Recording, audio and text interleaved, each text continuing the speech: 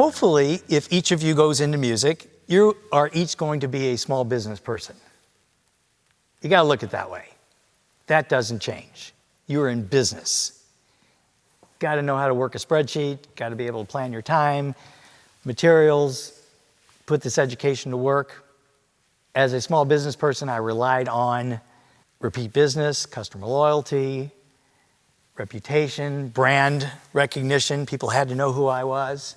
And like any small business, referrals.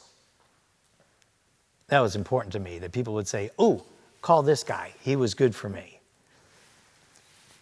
One of those many chores that I did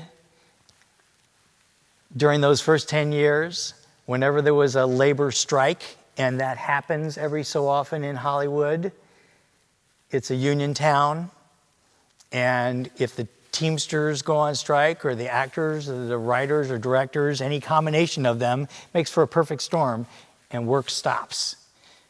And I would leave town. I would go on tours. I had all these skills. I could conduct for Vegas acts. I could play keyboards for rock and roll acts.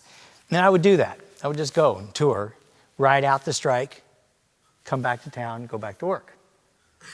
For a while, I figured out, hey, I can write shows for Vegas acts, conduct the shows, there's an early show and a late show, get a couple hours of sleep, take the first flight, there's a 6 o'clock flight from McCarran to Burbank, work all day in LA. I kept a car at both airports, write whenever I can, get back on the plane, go back to Vegas, do the 2 shows, write in between the shows, do it again, and I had careers going in both places. Like I said, it was kind of crazy what I had to do to keep my career going, because I wasn't sure when the phone was going to stop ringing. The opening act for some of these Vegas acts, he was doing really well. He opened for Tom Jones and for Diana Ross. 2 of the acts that I worked with was George Wallace, very talented comedian. And I wrote songs for him for his act, and he and I became friends. In real life, Jerry Seinfeld has a best friend named George. It's George Wallace.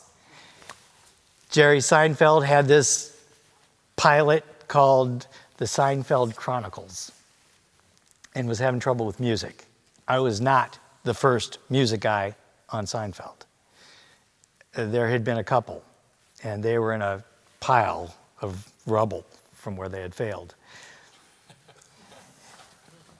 Stay out of the pile. We're going to talk about that a lot today, staying out of a pile. George said, call my buddy John.